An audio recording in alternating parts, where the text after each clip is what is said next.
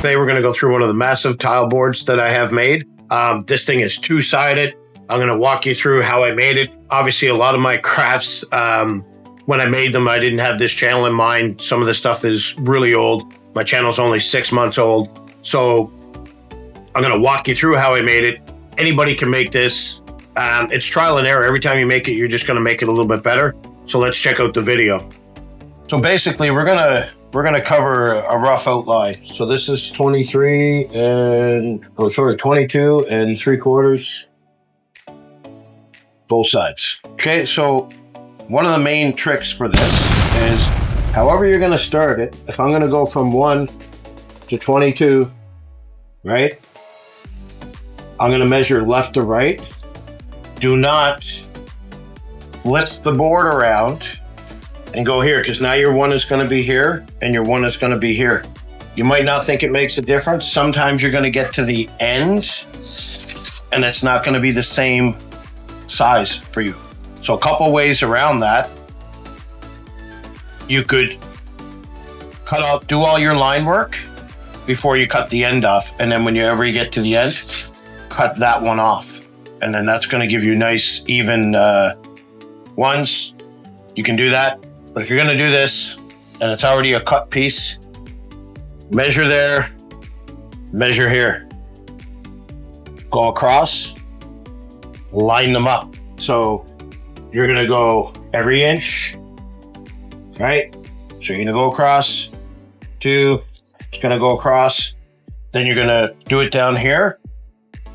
Then you're going to take this, you're going to line it up. One of two things, you can mark that with a pen if you want. I don't. I'm just going to take out my utility knife.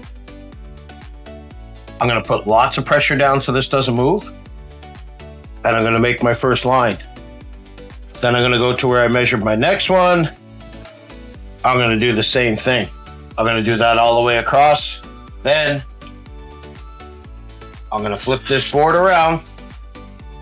Okay. I'm going to do the same thing, 1 to 22 or 23, however long or big you're making this. Could be 12 inches, doesn't matter. Then I'm going to go 1 to 22 here again. I'm going to measure across that way. Then I'm going to take this, repeat the process. Once I have all this done, all the line work's in it, I'm going to take this dumbbell. Doesn't have to be a dumbbell, it could be a big rock. I do like these big crevices. And I'm going to smack it a few times. I used a 100-pound dumbbell. I wouldn't suggest you guys do that. Just kidding. A 100-pound dumbbell would snap this thing just so bad. It'd be ridiculous. So 10 or 15-pound dumbbell. If you got a 30-pound dumbbell, it's fine. You're just not going to put as much pressure. Gives you some nice dents in it. Then I'm going to take my knife and I'm going to flick out a few little spots. You know, just going to carve out some spots. Aside from that, that's just indents. That's not something I carved out. I carved that out, carved that out, carved that out. Don't overdo it, but do it to what you think is right. Once that's done, I'm going to take the foam ball and I'm going to roll the whole thing. Once the whole thing is rolled, then I'm going to go back in with my pen and I'm going to go along all these lines to try to pull them out a little bit. A lot of times I see people, they use the knife, then they use the pen, then they use the foam ball. And what this is going to do, it's going to kind of push everything flat. So what it's going to do, it's going to close the line back up on you. So I like doing that after I did the foam rolling. That's just me. It's still going to look good either way. Just going to be a little bit better if you don't. So that's how you're doing that. What else I did, this is a 2-sided board. So I used a 2-inch, right? This is 2-inch foam. Okay. So I went right down 1 inch all the way around and I have a reverse snowboard on the other side. Hit it with a dumbbell also. I don't know what I did there. I don't know if I just put a dumbbell down and did it a few times to make a longer crack. But it's just going to give you several different textures, right? So this board can be played either way. That's a really cool way to do it. If I don't want to see the snowboard, I just use my other tiles to come up past there. It's not a big deal. It's pretty easy to do. I can also put like stuff in front of it, you know, like whatever I want to do. You never see it at the table is all I'm saying. That's completely covered. So yeah, both sides. Then it's just my paint scheme. The whole thing is getting a coat of the Mod Podge with black paint. I'm gonna do the whole thing. Then I'm gonna do my different paint scheme. So I'm gonna go with a dark brown, a medium brown. Then I'm gonna go with like the desert sand type color, and I'm gonna put that on there. Okay, that's it. I didn't Mod Podge these or anything. I didn't want them shiny after. You absolutely can. A lot of people build them circular. I like those too. I personally do not have any, but I think they're cool. Everyone worries about the corners chipping off of these, and that is a problem with any kind of foam. Store these somewhere where that's not going to happen.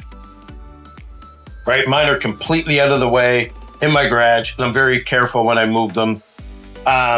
So this paint scheme, dark blue, medium light blue, and white. Like, that's it. Like, you're going to see this. You're always going to start dark color. I shouldn't always say that, but some people have different paint schemes and it looks amazing. For me, I start with the dark color, medium color, then a light color. And I usually hit something 3 times, right? So you see some dimension. You see some really dark blue. Then you're going to see some lighter blue. Then you could go dark blue or medium blue and then just white. You can cut a couple of steps if you want to save money or whatever you want to do. That's this in a nutshell. Matte Mod Podge if you want. You could put a gloss on this one if you want to make it more icy. You don't have to do that either. A lot of people use the matte Varathane and spray it. So you seen how simple this build is? You can easily make this terrain, get something on your table. The advantage to this stuff, as opposed to, you know, a bunch of little tiles, I have those too. I'm going to have to pull those out and show them to you also. I have a lot of crafts that I built that I'm going to get out on the channel. So what's the advantage to this as opposed to small tiles? So if you got a bunch of small tiles, right? You start putting them out on the table, you're getting different sizes to fit them, you're doing everything else, and then you're still going to have to put all this other stuff on the top. Here I go, right? You can count the seconds. It's not going to be a whole lot. I can build an encounter in no time. The good thing about this being modular, I can make any shape I want to build a dungeon. That's probably, obviously I had to get this stuff ready. I had to have it out. I don't know, how long did that take? 30 seconds? I could also have this just off to the side of my table, right? Have it over in another room. So I walk in the other room, I pull this out, literally plop it down on the table. The other ones, I love them. They're more versatile, but you can't beat this for the amount of time it takes to set this up. This looks really good on the table, and you can change these rooms however you want. You can make them smaller. You can make an exit here, so maybe they're going back upstairs, whatever you want to do. You can also use Fog of War on this stuff. I will do a Fog of War, how you're going to do that, where you put paper over the whole thing, and then they reveal each room as they go. Very good way to lay out your dungeons and your caverns, that sort of thing. So hopefully you like the build. Hopefully you're enjoying some of the content on the channel. Please watch as much content as you want. Go back and watch some of the other videos that I have, the crafting videos, if that's what you're here for. We do have a lot of Dungeons and Dragons, how to create different characters, how to run your monsters. If there's anything you'd like to see in the channel, please leave a comment below. Please watch the videos up here. This is a good way to stay in touch with the channel. And until next time, keep rolling those nat 20s.